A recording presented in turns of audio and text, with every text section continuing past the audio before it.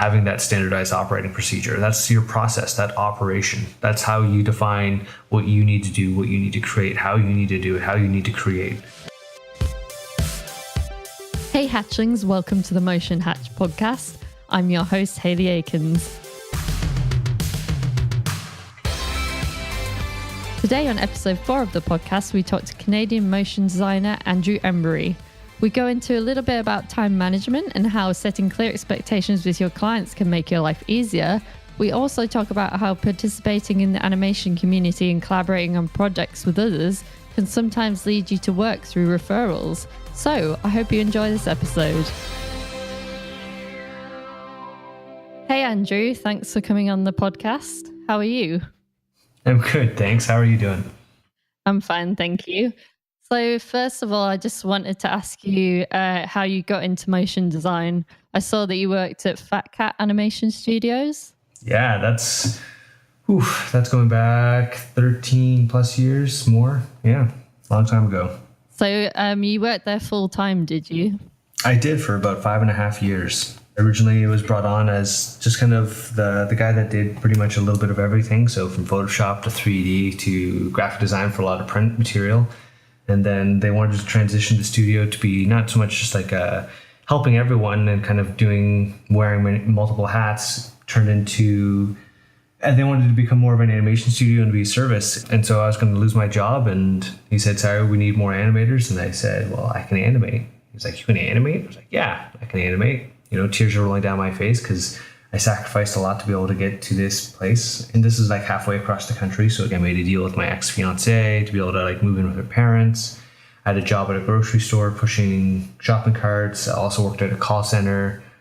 And so I was working about 18 to 22 hours a day for my first 30 days to prove that I was worth it. Then he hired me. And then, push comes to shove. That's, I became an animator just based off of trying to keep a job and try to be independent and show my parents that I have something to prove. So you didn't study animation at like college or anything? No, not at all. Okay, so that's interesting route in. So what did you do before that? You were like editing? So I started really I was going to be a programmer when I was a kid. So that was my thing, is I wanted to be a video game design programmer. And that was a pretty big important thing for me. And I used to always be like the artist kid when I was a child. And when I lost my grandmother, I took it really close to heart home, and it killed me, it crushed me. And so I stopped doing art and promised myself I'd never do art again. And lo and behold, I went to college and I wanted to be a programmer and do all that cool stuff. And so I got into college and I was going to do video game programming and Brunswick Community College in Miramichi. And they called me 2 weeks earlier and they said they overbooked. And so I have to pick another course. I was like, what? I have to pick another course? What do I do? And so I was like, you know what? Keep it cool. I got this. I'm going to do 3D. Because that 3D program teams up with the video game design program and we make a final video game. So that way I get to understand what needs to go into the art side of things, and I can become, a half decent artist, and then I can go back to the programming and stay for another 2 years. Sure, let's do that path. Maybe that's the career path that I'm meant to take.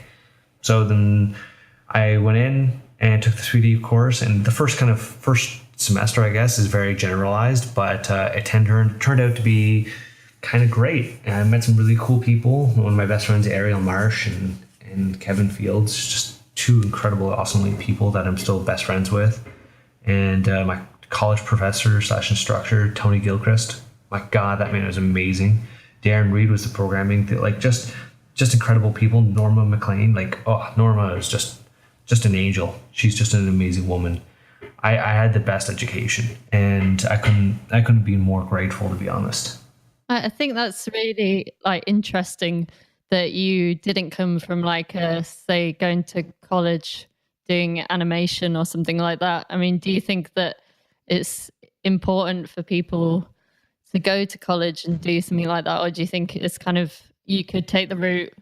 Totally, you can specialize, and I think that's cool if that's what you want to do. I kind of, as a kid, I knew how I discovered I wanted to do art or animation as a child was I remember coming down Christmas morning and walking down the stairs, and I could hear Super Mario's on the TV.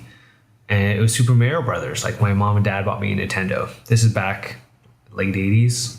And I was so excited. Like I couldn't control it. Like I just completely lost my stuff. And I loved it. And so I remember just like dropping the controller, looking at my dad, and I said, this is what I want to do. Like, this is what I want to do for the rest of my life. And that was making Mario jump. Like, that was just amazing. I could press a button and boom, instantly he's jumping. Like, how incredible is that? Like, that was just amazing. Like, interactive feedback, like tactile right there. It was just incredible. Yeah, that's interesting. I think a lot of people get into doing animation because either like looking at Disney films or, you know, computer games and stuff. Oh, absolutely. I think it's absolutely essential, to be honest. Like, I'll be honest, like that's the thing is like, I loved it and that's why I wanted to get into games and do that kind of stuff. But the thing for me that was like really important for me was more, you know, it's just something that I got to share with my father. It's special between the two of us. It's just really formative to like my creation, like of who I wanted to be and what I wanted to craft my life like, I guess. And so I set my goals on that. And like, you know, everybody has their own path. Everybody has their own kind of their way of finding what they're going to do for the rest of their life. But let's be honest, like that path winds and turns and that twists and curves everywhere. Like that's everybody and everything. And no truer is like my own is that my path has not been at all straight at all. Like it's just been constantly turning, constantly changing, constantly evolving. Like my life has taken so many twists and turns. And I love it. I truly love my journey that I've had so far. And it's been very, very hard, very, very, very extremely difficult sometimes. But it's allowed me to be able to have a greater sense of what needs to be done, what's expected of me and how to be the best I can be. Because like, you know, not only do I work with my clients, I also work with agencies. You know, I freelance to other artists to work with so I can learn from them and I can grow with them and grow with them in an organic way, because at the end of the day, like I'm responsible for their time if I'm answering to another client. But more importantly is the fact that I grow with them and I'm responsible for them. And so I have to do my due diligence, and having that kind of that very background allows me to be able to have that understanding of what's required to be the best, I guess, mentor, be the best client, be the best role model for these freelancers. Like, I don't know. At the end of the day, like I just want to make sure that they have good lives and they can provide for the people they love. Yeah, I think it's interesting. Like I was looking at your website and you're quite particular about like the services you provide and how you provide them. And why do you think that's so important? It's more so it's like the mental kind of like get prepared, because like I'm very much into like SOP, standardized operating procedures. Like I'm very, very, very linear, like a waterfall methodology in my workflow, because, you know, art is very subjective. And the worst thing that you could possibly ever do is to go into a scenario, like let's say art, for example, and it gets even muddled further now with animation. So it gets very complex very fast. And so if you're not very extremely definitive in what you're looking for or what you want, or even having it like signed off, then it's going to get messy really fast. Yeah, well, can you tell us a bit more about the waterfall method? Because I think that a lot of people listening might not be familiar with that.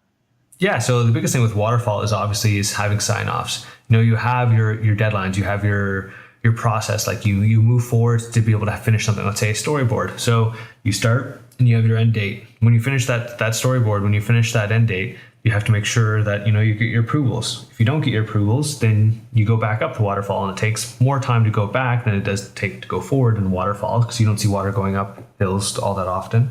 So it's a lot of energy. It's a lot of surplus energy to make that happen. So the thing is, you have to realize that when we're doing what we do, you know, you have to hit deadlines. And when you hit those deadlines with your clients, that's kind of like mutually beneficial for everyone, obviously, that you obviously have to hit those markers and then get approvals. And then you can move forward, and you can move forward as a team. And that's the most important and the best part of this entire process, is that it's the teamwork that defines the process. So you hit those iterative markers, you hit those deadlines, and that way you can keep moving forward in the project. And that way it's by far the most efficient and the cleanest way to be able to work forward together. Yeah, I think that comes a lot from client education as well. And, you know, letting people know how you work is really good, because you need to kind of get them to be on board with you in that process. Totally, and that's the big part of it. Again, having that standardized operating procedure. That's your process, that operation. That's how you define what you need to do, what you need to create, how you need to do it, how you need to create. Like, just as like an artist to be able to be inspired, personally for me, I get inspired from a lot of my clients, and I get inspired. It sounds silly and cheesy, but I get inspired by my clients because I have to listen to their needs. I have to understand what they need and what they want. I don't know. Every client's different. Everybody's different. And that's the thing is, if I don't listen, then I'm afraid that I'll lose the message. And their message is the most important, because obviously that's why they're hiring me, to be able to do whatever service I'm supposed to do with them. Yeah, definitely. I think it's kind of overlooked. People want to make really, really good animations, but at the end of the day, what the client wants matters, because you have to dig in to what their message is, I think, to get it out there. Otherwise, you're not going to make a good animation if you're not getting the message across. Oh, massively. And that's the thing is, like, it's not just a message. Like, at the end of the day, like, it's a very service-based industry. Like, our job is to, provide services to our clients. We're being hired to provide a service because that's their messaging. That's their needs, their requests. We need to be there. We need to be able to listen to that. That's our job. And that's the thing is, like, at the end of the day, I want to do the best job I possibly can and be happy doing it. And that's the thing is, like, good animation tells the story sometimes. Sometimes, it's not the best thing. You're not going to get hired to do, Oscar award winning animation. That's okay. That's not a bad thing. At the end of the day, just do your thing. Yeah, definitely. I think the most important thing for me anyway is trying to think about what story you're trying to tell. And if it's for a company that's having a positive impact on the world, they can be some of the best projects anyway. It doesn't have to be a huge thing, And that's the thing is, like, we're in a service-based industry. So, like, I'm very cognizant of what does that look like. That's, at the end of the day, that's my job is, like, I need to be not just an artist, but I also need to be a producer for my clients, if that makes any sense. I need to be aware of their needs and how I can help them and how I can be there for them. Because that's really important to me. And at the end of the day, like, I need to be supportive. I need to be able to nurture their needs. Yeah, definitely. I mean, I think it sounds like, you've learned a lot of things along the way, but how did you get to be a freelancer coming from Fat Cat Animation Studios? Like, what's the story after that? Oh yeah, that's a long story. But essentially the gist is I lost my job on the East Coast. I quit Fat Cat to pursue with an ex of mine to be able to pursue her dreams as an interior decorator, and quit that job, moved to St. John, New Brunswick, which is one of my favorite places in the world. And some of the best people you'll ever meet. So I moved to St. John, and then I did my job. I didn't get my contract renewed, so I had to move home. I had to start from scratch again, essentially. And here I go. So yeah, it was a long journey. So I moved back home, and then I got a co-authored book deal with Michelle Yamazaki, and then moved to Ottawa, got a job with the NBA and NHL. Then I moved to Waterloo to work with BlackBerry. Then I lost my job at BlackBerry because BlackBerry went under. And then I was kind of forced to start my own business out of kind of nothing, because I had nothing, because I got denied to be able to get assistance, I guess, unemployment benefits that we have here in Canada that you pay into essentially.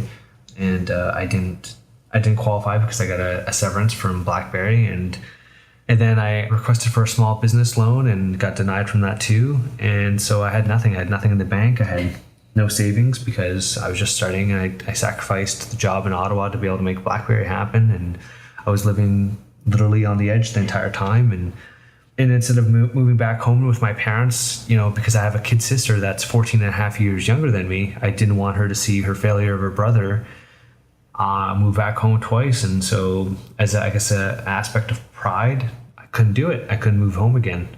So I decided to stay in Waterloo, which where I was living at the time, and make that happen.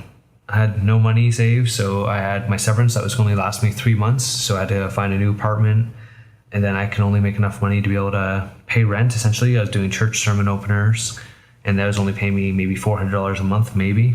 And I literally stole food from grocery stores, stole food from rubbish bins for about 2 years to be able to, I guess, get my feet underneath me, because I had nothing. That's quite a story. I think that a lot of people go to freelancing and being self-employed because they have to. But, I think if you can make that choice And, it can be really good. I mean, obviously you've come out the other side of that story. How do you find your clients now? They find me typically. It's mostly like it's very healthy in a sense that, clients are, it's very much, I guess, an environment in which we live in nowadays. You have to remember, like, the environment is getting more and more animated, more and more digital, more and more needed of that kind of that aesthetic that what people need essentially. And because like there's so many devices, there's so many screens on around us nowadays, like how do you manage it all? So most of the clients are usually on Dribbble or on Vimeo, scouring and scouting. But I also get a lot of work from referrals. So it's mostly just artists helping other artists because like we know each other, we help each other, we do the best work that we can do with each other, and that's just how it works. Yeah, I guess that's the thing. I think that you need to be out there, putting yourself out there and kind of networking to get those contacts in the first place, so other animators and producers kind of trust you so they can feel like they want to recommend you. Exactly. Then they refer you and that moves forward and that progresses and you constantly grow together. Like that's probably the healthiest way. Like referrals are great because again, you have character, you have build up of experience and expertise, and you be able to liaise with each other and grow with one another. And it's extremely healthy for the process, I think. Yeah, definitely. I think the most important thing in this industry is kind of make your network around you. And if you don't have a network, kind of reach out to the network you do have and just put yourself out there. Big time. And I think that, eventually stuff starts to happen and stuff comes back to you and you do get some work. But I think it's a long game, I guess. Oh, it is. And that's the thing is like you have to, like I've been doing now professional animation for 16, 17 years. And I've been doing it on my own now for 7 years. Yeah, that's a long time. So if you could go back in time and tell yourself something when you first started out, then what would that be? Oh, what would I start? Get ready. Honestly, the best thing is like, and then the hardest thing, like it's the truest form of it is that you have to learn to juggle. And the thing is have patience. It takes a lot to be successful in freelance. Freelance isn't for the faint of heart. It's a lot of work. But the most important thing I could say is, have patience, just keep going. So you think, the most important thing is probably networking and putting yourself out there, kind of just shouting about your work? Oh, I don't know. I think I'd much rather have people speak for me than me speaking about myself. I don't know. I just find that kind of really awkward and I'm horrible at it. Like I don't like saying, hey guys, look at this amazing work I just did. Oh, I'm amazing. I know it's a sales tactic or whatever you want to call it, but that's just not for me. Like I just find that to be just kind of like, I don't know, it makes me feel dirty. Sure, yeah. I think, a lot of people struggle with kind of the selling side, the business side. That's why we're here, right? Try and talk about that and the best way to go about these things to kind of put yourself out there, but then not feel like a sleazy salesperson, Yeah, and I think it comes, to be honest, I think it's healthy to a degree. Don't get me wrong. I definitely think it certainly is a bit healthy, but I think that's on you to decide. I think that's like, how far are you willing to go down that rabbit hole, to be honest? And as I said, personally, for me, I don't like doing it. And maybe that's why it's taking so long for my career to be able to kind of slowly take off. But I don't know. I much rather work with good people that know the value of who I am rather than somebody that just thinks they can just use me and abuse me. Yeah, sure. So do you think that it's more down to your community and your network? Yeah, massively. It's all about your community. Don't let anybody tell you differently. And that's the thing is like there's so many successful artists out there just because their community that they have for themselves. And that's the thing is like podcast is a great way to be able to nurture that kind of community aspect of things. Is the fact it's like, it gets people to connect with one another and also builds a community. It helps people understand, and not only that, but it also connects the dots. There's might be people out there that you've always wanted to work with or get to know, and here's your opportunity. So you think like collaborating with others is really important? Oh, it's massive. It's probably the most important. So I saw on your website that you had Family Guy as a client. How did that happen? That was when I was working at Fat Cat. So we did an episode of Family Guy at Fat Cat, and I got to animate Stewie and Brian. Wow, that's awesome. That's so cool. So we worked on a lot of traditional shows back in the day. So yeah, it was pretty crazy. And like going back then, like we had a lot of character pieces, I guess. It was mostly all traditional stuff, right? So we had a lot of like television shows. So we did a lot of stuff. We did pitches for BBC Australia. Yeah, we did stuff for everyone back then. Yeah, so I saw that you did something for Adobe as well. That looked really cool. Can you tell us about that? Yeah, so they just kind of reached out from nowhere, kind of crazily enough, and asked me if I'd be keen to be able to do some work for like a campaign for their marketing cloud. And I was like, yes. And I was like, what's the format? And it's a looping GIF that's going to go on top of the website and help set the theme for the marketing cloud. I was like, yes, I am all about that. Sign me up. So I jumped at the opportunity and spent all the budget on hiring my friend Loris Alessandria. He's just an amazing designer, and I was able to hire him. But not only hire him, but I was also able to at the end of it, I was like, I like this piece so much, I'm gonna try to get audio for it. So I ended up spending the entire budget and not kind of taking a dime for myself. So it sounds like, do you feel like it's better to do work for a client, but maybe go above and beyond what you're supposed to do rather than kind of work on your own personal work, or maybe a bit of both? I don't know. I think it is a bit of both, to be honest. I think you have to understand the value of both, to be honest. Like, if a client's paying you to do something amazing, hey, that's a win. But if a client's not, then, and you only have a limited budget, well, that's okay too. But, I truly believe that the best practice you'll ever be able to do with your trade, your craft, whatever you want to call it, I think the most important and the best thing you could ever do in your life is always invest in your projects. And that's the thing is like, if you consistently invest back into your projects, they'll pay the best dividends, because sooner or later, they'll come back and the work will speak for itself. Yeah, that sounds good. So do you think time management comes into play though with projects when you get a brief? Oh, absolutely. I think that's how you have to manage time as a freelancer. That's the best thing you could possibly ever do for yourself. It's always understanding the value of your time. And again, it's understanding what's expected of you. Because at the end of the day, like, let's be honest, work is work. But at the same time, you have to do the best that you can do with what you're given.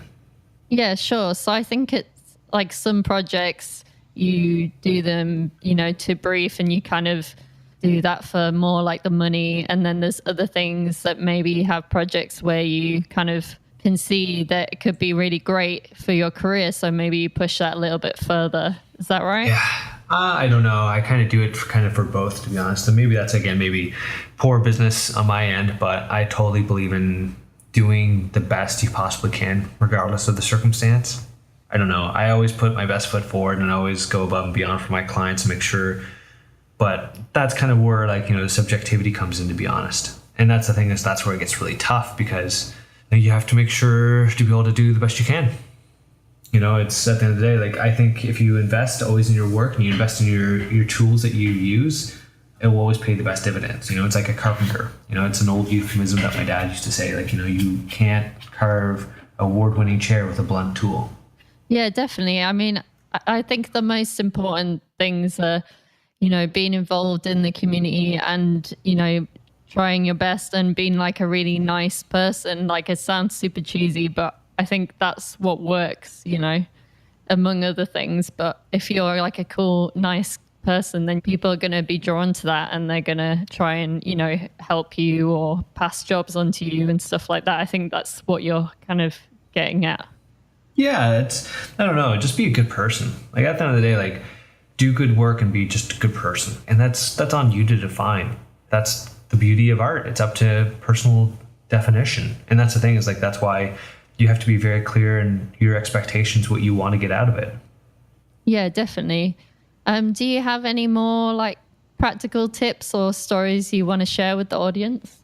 Honestly, the best thing is like just to understand the value of collaboration. Even if you give somebody a project and you only take 10%, so that maybe you make $20, hey, that's a pizza. Let's be honest. Like, at the end of the day, it's not a loss. You get to learn from somebody, you get to work with somebody, and you get to build a friendship. You be able to create something really cool. Like at the end of the day, it's just more important to understand how the valuation of people. People are the most valuable things on the planet.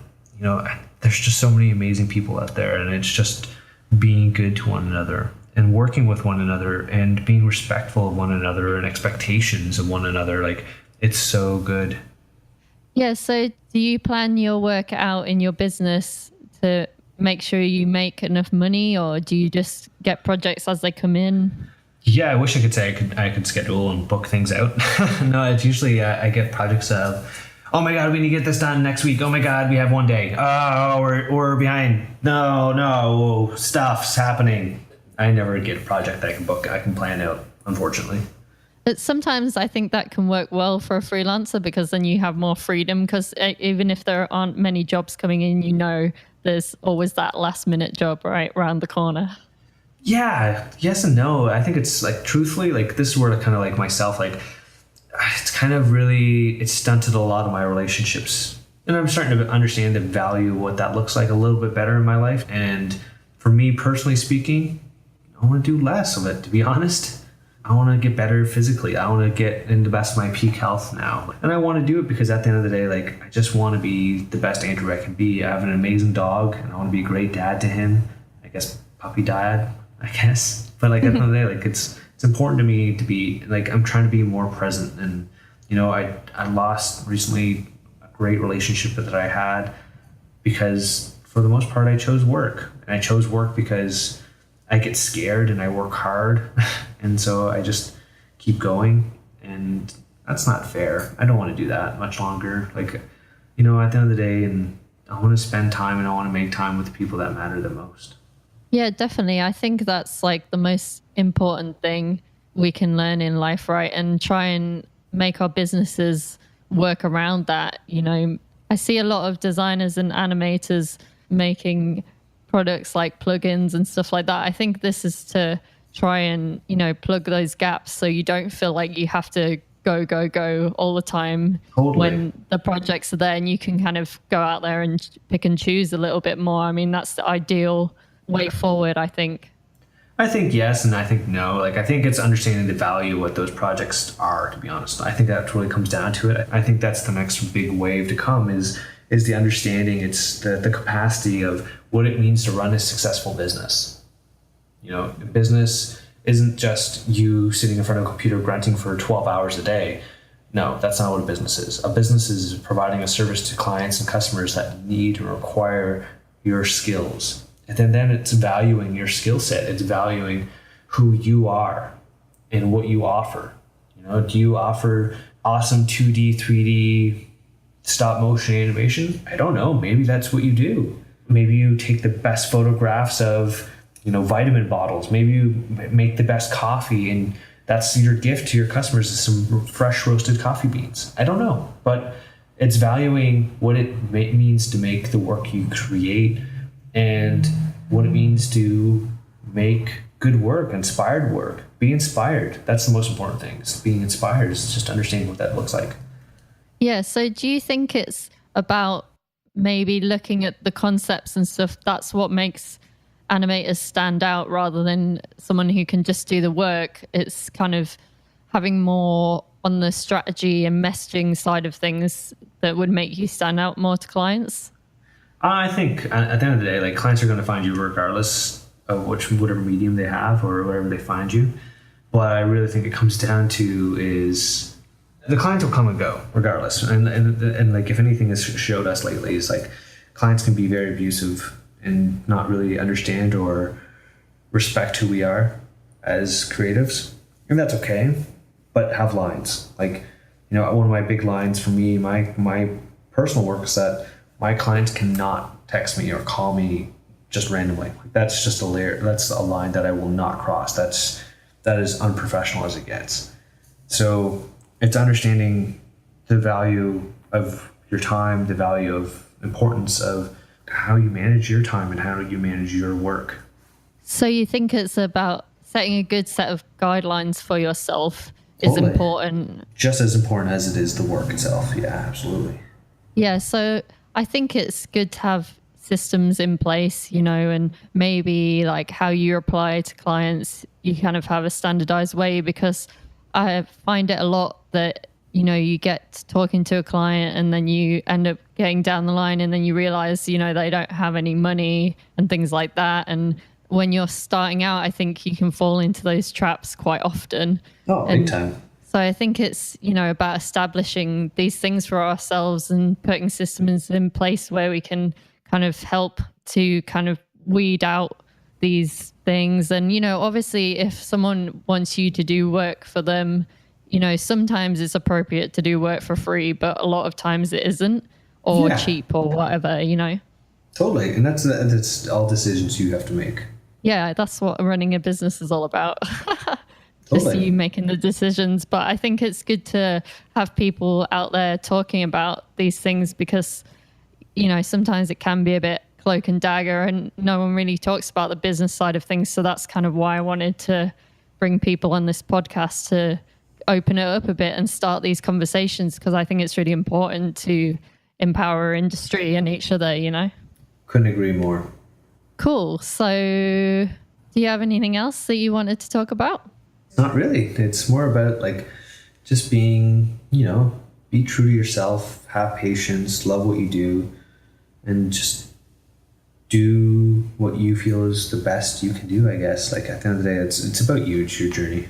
Cool. So if the audience wants to contact you or find your work, where would they go? Oh, you can find me on Dribbble. You can find me on Vimeo. You can find me at my email, all with the same username. So it's just aembury.com, aembury@gmail, Dribbble.com/aembury, Vimeo.com/aembury. Okay. Well, thanks so much for coming on the podcast. I really appreciate it. Thank you. You're more than welcome. Thanks for inviting me along. That was great. Thanks to Andrew for coming on. If you want to learn more about Motion Hatch or see our previous podcast episodes, you can go to motionhatch.com. You can also sign up for our newsletter there. And if you do that, I can add you to our free Facebook community where you can connect with other motion designers and discuss more about the business side of motion design and animation. Also, if you could do me one last favor and just hop on to iTunes and leave us a rating and review and subscribe, that really, really helps the podcast get out to more people. So if you could do that, that would be fantastic. And I'll see you soon.